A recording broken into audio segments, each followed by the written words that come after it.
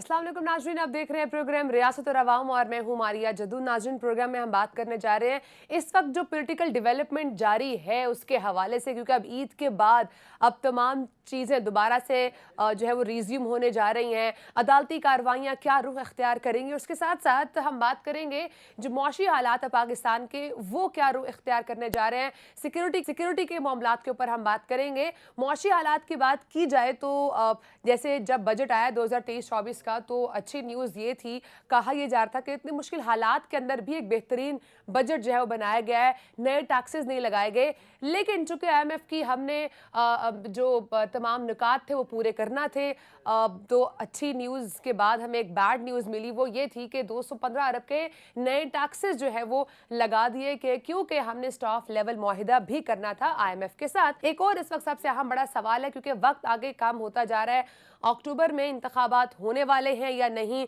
क्योंकि इस वक्त नून लीग के लिए खासकर काफ़ी क्रिटिकल टाइम चल रहा है। नून लीग के पास इलेक्शंस में जाने के लिए काफ़ी जो है वो तंगी हो सकती है कि अवाम के पास वो क्या रिलीफ लेकर जाएंगे।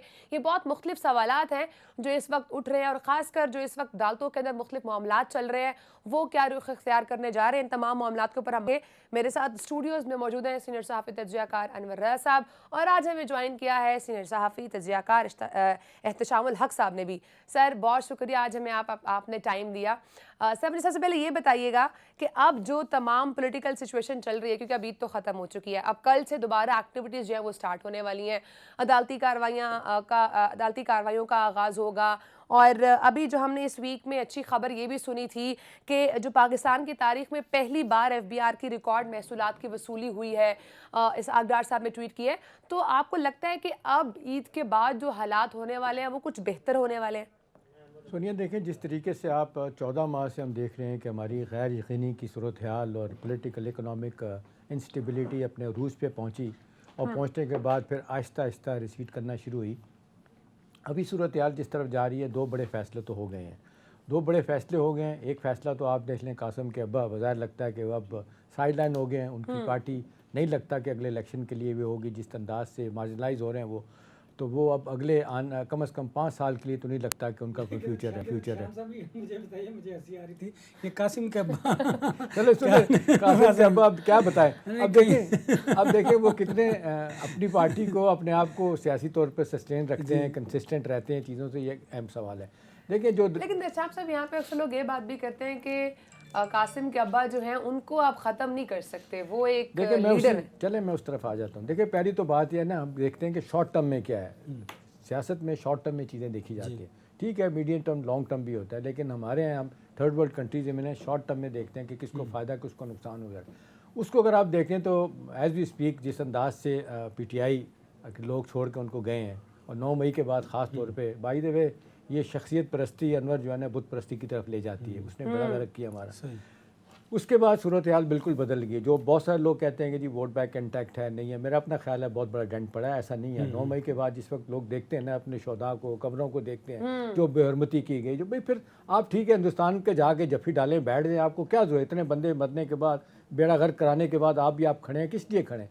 फ़ौज जिसने नेकनामी कमाई थी इस मुल्क में, आप उनके साथ क्या करने जा रहे हैं, क्या किया? उस हवाले से मेरा ख्याल है बहुत बड़ा डेंट पड़ा है, इनके लिए परेशानी। जो मैं बताना चाह रहा था ना आपको, जो चीज़ें हो गई, ये party Maria for all times to come तो नहीं, कम से कम 5 साल के लिए ये पीछे हो गए।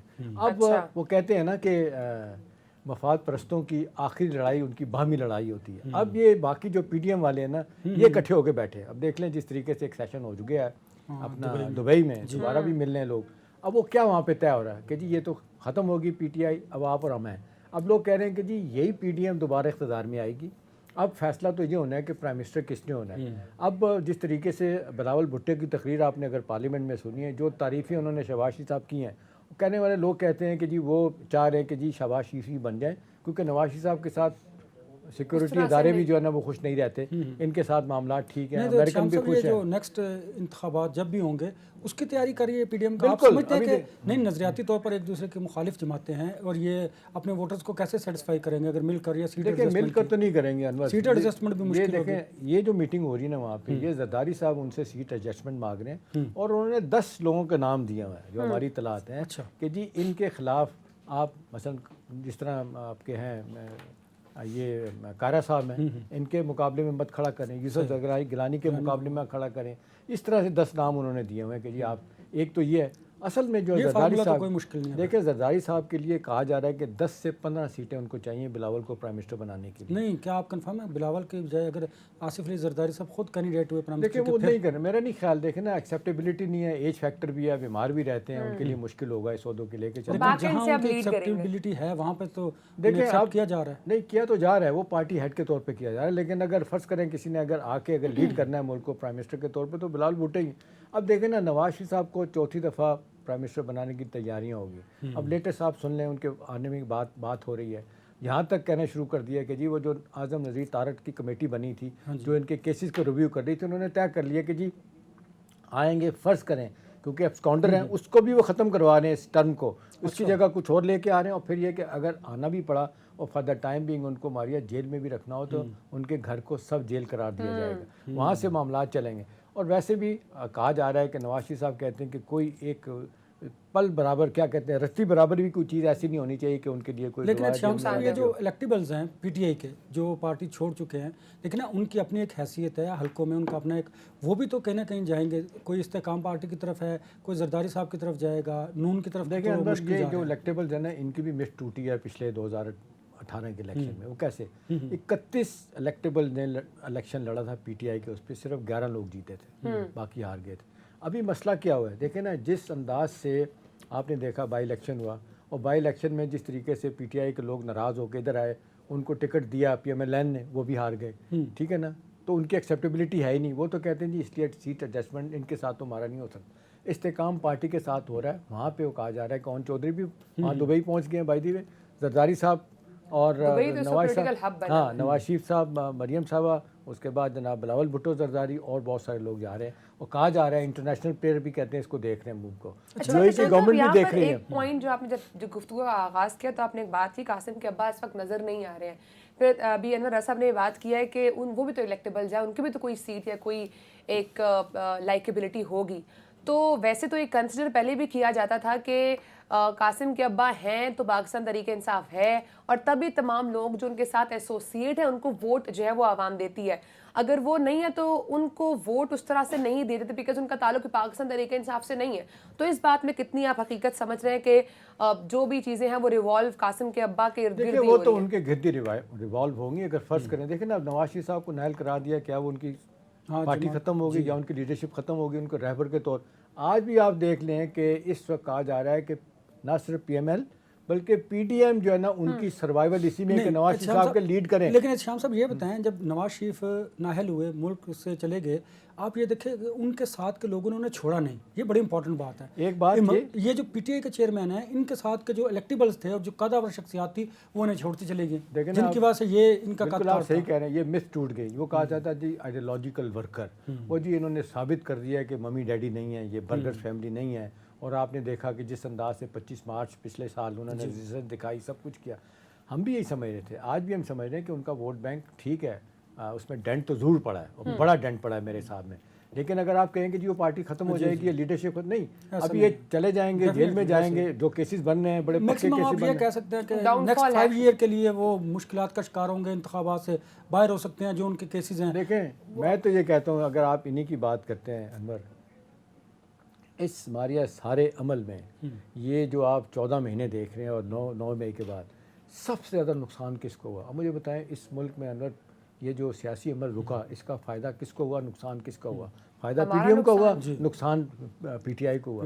ملک میں الیکشن نہیں ہوئے، کس کو نقصان ہوا؟ ان کو ہوا.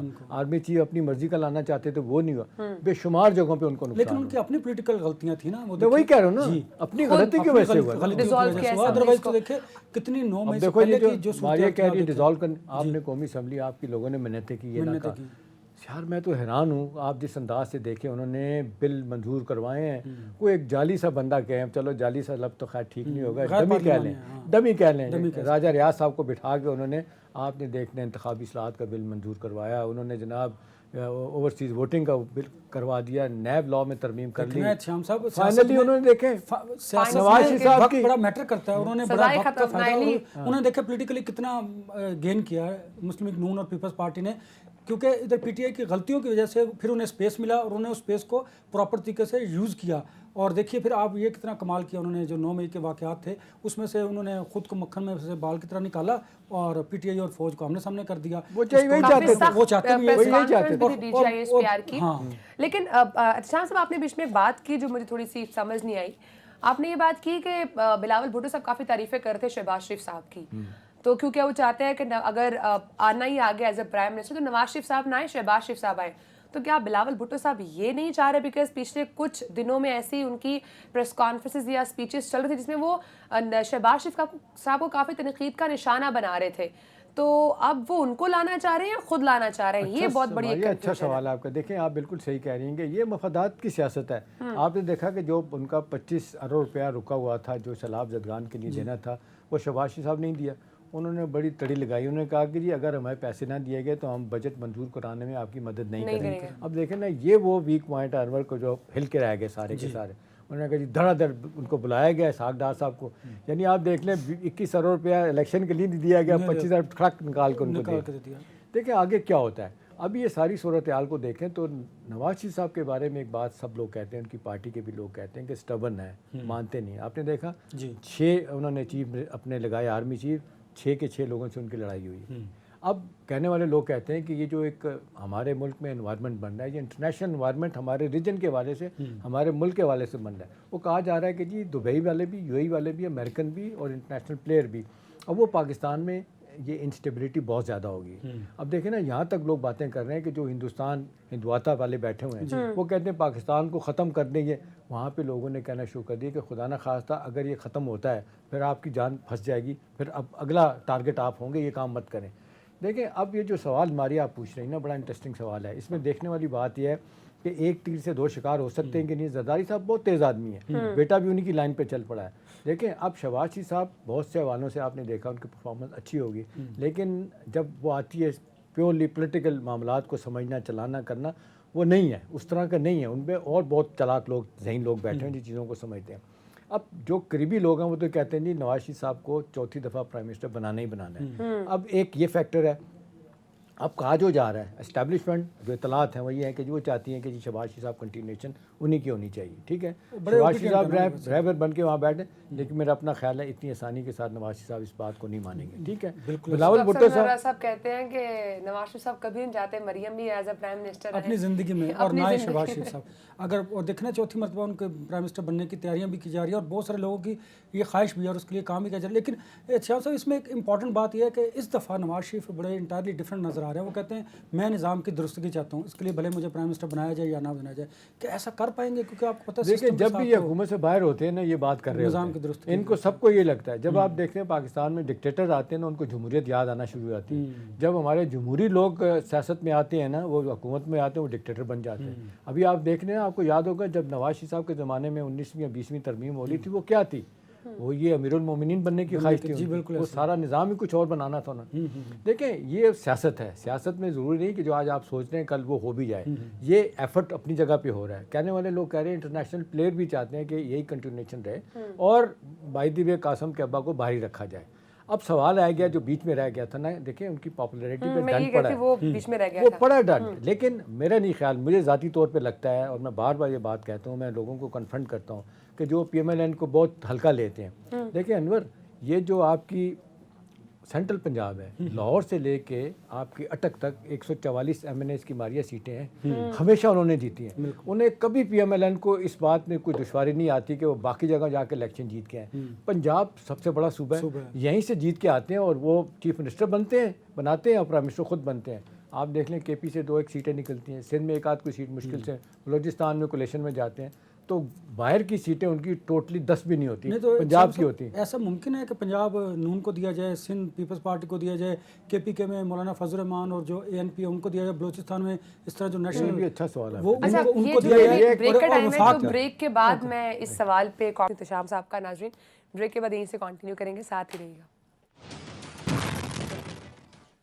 ویلکم بیک ناظرین. جی انور صاحب آپ سوال کر رہے تھے کہ کیا ایسے نہیں ہو سکتا کہ پنجاب میں نواز شریف صاحب اینڈ آگے آپ بڑا اچھا سوال. پنجاب میں مسلم نون, سندھ میں وہ جو ہماری اطلاعات ہیں مرزا وہ یہ ہیں کہ جب مل کے یہ گورنمنٹ بنایا, جب یہ قاسم کے ابا کو فارغ کیا گیا یا فارغ ہو گئے اپنی غلطیوں سے, ٹھیک ہے نا, جو غلطیوں سے سیکھتے نہیں وہ کہتے ہیں کہ غلطیاں ہماری اب بھانج نہیں ہوتی، انڈے بچے دیتی رہتی ہیں، یہ آپ کے لیے مصیبت ساتھ آئی تھنک ایگو بھی ہوتی ہے. دیکھیں یہ تو ایگو اب دیکھیں جو سب سے زیادہ ان کا مخالف ہے سیاسی طور پہ، ان کے بنوئی، ان کے کزن حفیظ اللہ نیازی، وہ بہت باتیں کرتے ہیں، وہ کہتے ہیں بڑے دلیر ہیں، لیکن کہتے ہیں کہ جی وہ انا کوٹ کے بھری شخص میں، انتقام اس میں کوٹ کے بھرا ہوا. لیکن انتقام اتنی باتیں کیا بندہ کرے. ابھی آپ دیکھ لیں پچھلے دنوں بیان دیا اسد عمر نے، اس نے پہلی دفعہ بیان دیا، لوگ حیران ہو گئے اس بیان پہ.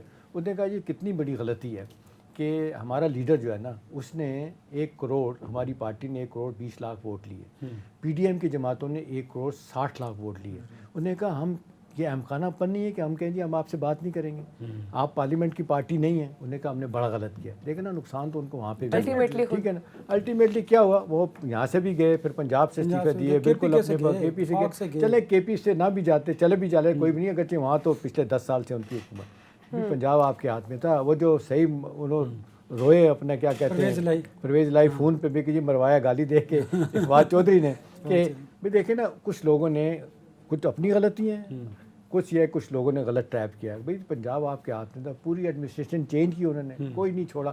ٹھیک ہے بزار کے زمانے میں 5 آئی جی 6 اپنا کیا کہتے ہیں بنے، چیف سیکرٹری چینج ہوئے تھے، نیچے سارا سیٹ اپ چینج ہوا. انہوں نے بھی آ کے سارا سیٹ اپ چینج کیا. وہ ڈھونڈ کے مخالفین آپ کے لے کے آئے جنہوں نے چن کے پرفارمنس دیکھ رہے ہیں نا پونے 4 برس کی، یا تو کوئی پرفارم کیا ہوتا نا، عوام کو ریلیف ہی دیا ہوتا، کچھ کیا ہوتا، یا کوئی ہمیں ڈیولپمنٹ نظر آتی. آپ ایون یہ دیکھیں، اس پہ آپ ضرور کامنٹ کیجیے گا، سی پیک پہ ایک چارنے کا بھی کام نہیں ہوا، رکا رہا وہ سارا. دیکھیں نا وہ انٹرنیشنل کانسپریسی نہیں تھی، امریکہ نہیں چاہتا تھا کہ سی پیک رکا رہے، اور پاکستان کے جو چائنا کے ساتھ ریلیشن شپ ہے وہ افیکٹ ہوں. پھر جو سینٹرل ایشیا میں نئی طاقت کا جو مرکز بنتا جا رہا ہے وہ پاکستان میں اس کا کلیدی کردار نہ ہو. یہ تو جب تک آپ کی پولیٹیکل اور ملٹری لیڈرشپ فیصلہ نہیں کرتی کہ آپ نے، اب دیکھیں دنیا اب یونیپولر ورلڈ تو نہیں ہے. جو آپ نے دیکھا سوویت یونین ختم ہوا، یہ کولڈ وار کا 60 سال کا پیریڈ جو تھا وہ ختم ہوا، امریکہ سپر پاور کے طور پہ رہا. آج بھی اب یونیلیٹرلی یونی پاور وہ دیکھا جائے تو یونیپولر ورلڈ میں امریکہ کی بات سنی جاتی ہے. اب کیونکہ چائنا فائنینشلی بہت آگے نکل گیا، دوسرے نمبر پہ آ گیا، کہا جا رہا ہے 2030 کے بعد یا 35 میں میکسیمم وہ ایک بڑی اکنامک سپر پاور امریکہ سے بھی بڑی ہو جائے گا. بھائی دے ان کے جو ریزروز ہیں، جو امریکہ کے ریزروز ہیں، اتنے ریزرو وہ 33 ٹریلین کہتے ہیں ان کے ریزروز ہیں، اور امریکہ کی اکانومی 33 ٹریلین کی ہے، اس سے زیادہ 34 ٹریلین کے ان کے نہیں جی اپنا کیا کہتے ہیں یہ ہے قرضے ہیں.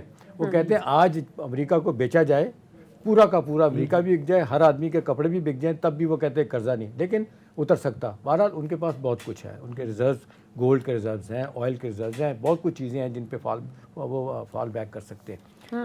اب مسئلہ جو ہمارے ملک کی سیاست کریں جو آپ پوچھ رہے تھے، جب یہ قاسم کے ابا کو فارغ کیا گیا نا تو یہ کاغذوں میں چیزیں تیار ہو گئی تھی جو آپ سوال کر رہے ہیں کہ پنجاب دے دیا جائے ان کو، اپنا پی ایم ایل این کو، اور کے پی میں تو جناب مولانا فضل الرحمان نے کلیم کر لیا تھا کہ جی میرے والے کیا جائے، ٹھیک ہے نا، اور ہمیں دیا جائے، ہم اس کو چلائیں گے.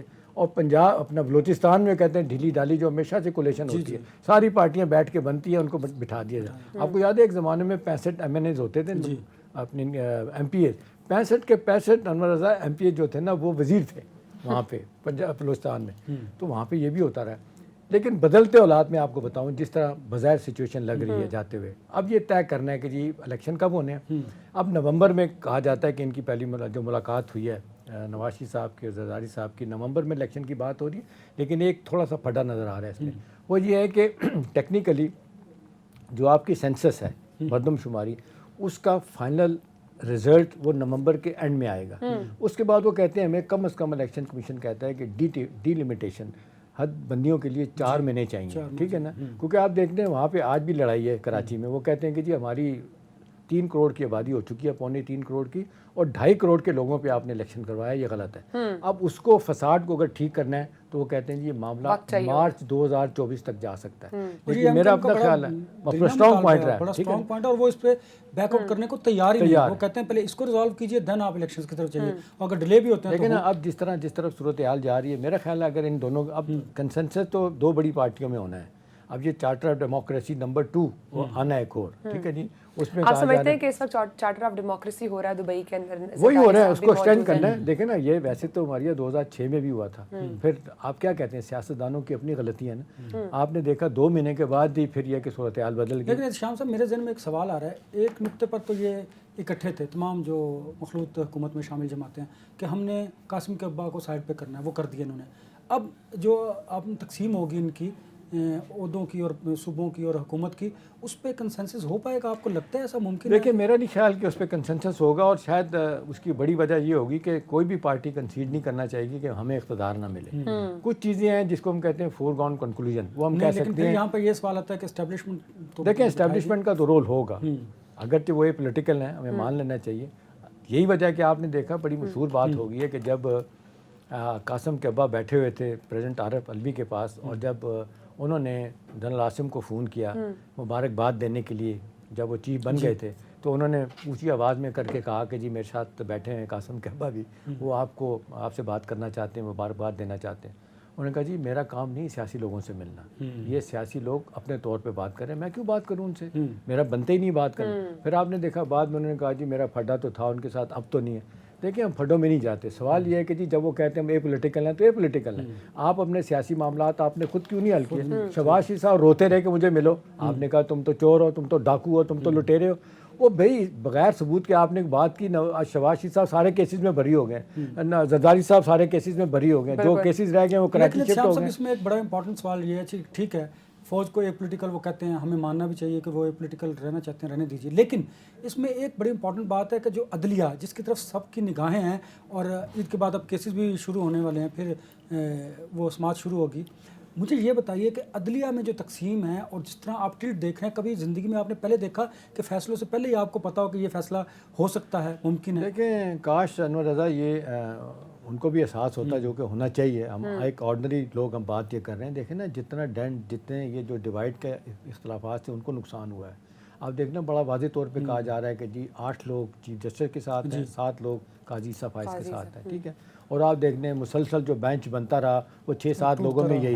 اور آپ نے دیکھ لیں پچھلے 3-3.5 مہینے سے قاضی عیسیٰ فائز کو کسی بینچ میں آپ نے نہیں رکھا, اور جس میں رکھا بھی آپ کا یہ خیال تھا کہ جی یہ ملٹری کورٹ کا معاملہ ہے, یہ ملٹری کورٹ کے معاملے میں یہ فیصلہ دے چکے ہیں ان کے خلاف ہیں فیض آباد کیس کے حوالے سے, تو ان کا خیال تھا وہ چھوڑ گئے. نہیں وہ بھی دیکھیں نا, یہ تو سیاست ہے نا, وہاں پہ بھی سیاست اصول انہوں نے کہا نہیں آپ چھوڑیں میری بات. یہ انور رضا یہ سب مفادات کے معاملات ہیں. انہیں بھی نظر آیا کہ جی چیف جسٹس صاحب ہمیں استعمال کرنا چاہتے ہیں اس معاملے میں, وہ پیچھے ہٹ گئے. انہوں نے کہا جی وہ تو آپ پریکٹس اینڈ پروسیجر بل اس پہ اختلافات ہیں, آپ نے یہ کیوں کیا, آپ نے سو موٹو لے لیا, ابھی تو فیصلہ ہی نہیں ہوا تھا, منظور ہی نہیں ہوا تھا, آپ نے کیوں کیا؟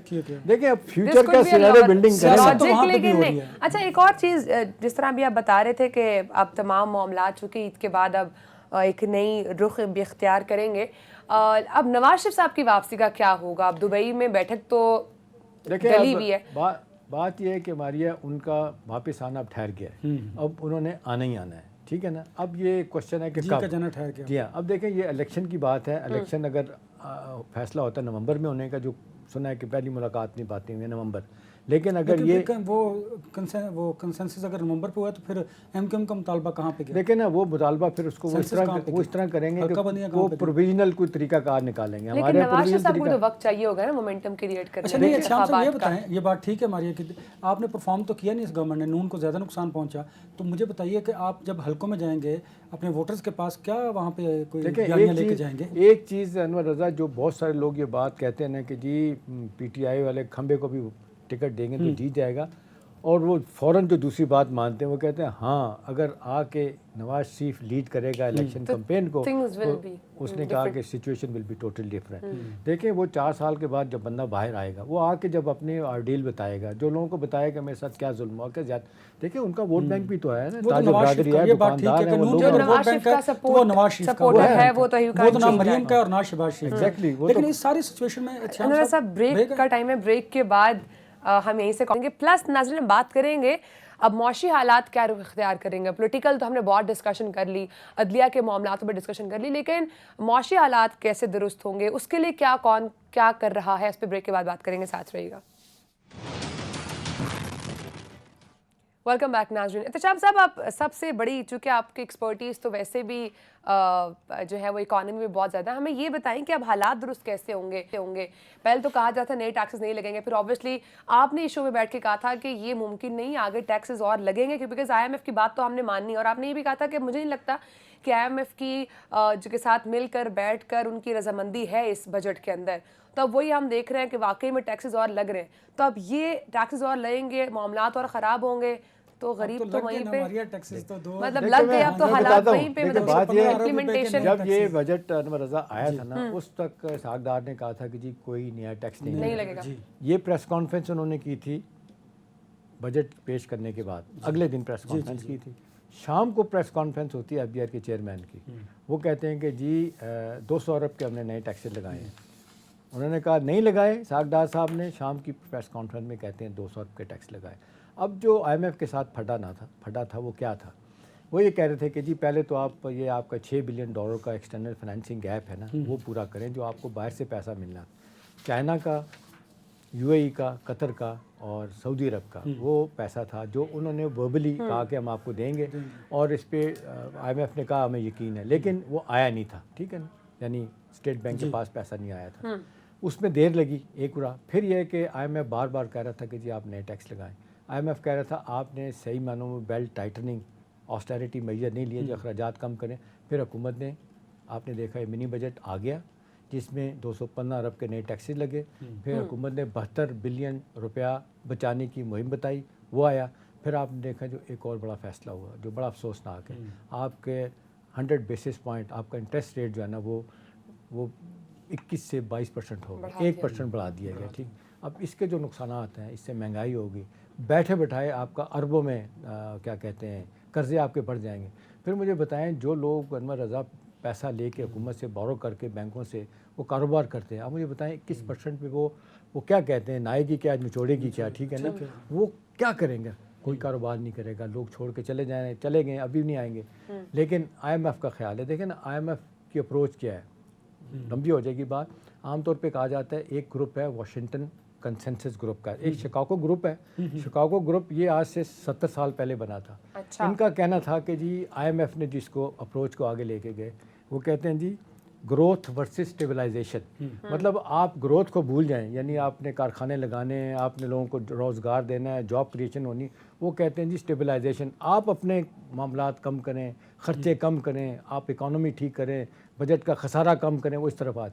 दूसरा वाशिंगटन कंसेंसस ग्रुप है, वो ये कहता है कि जी बिल्कुल ही अगर आप इन चीज़ों को रोक देंगे तो फिर मुल्क में बेरोज़गारी कैसे ख़त्म हो।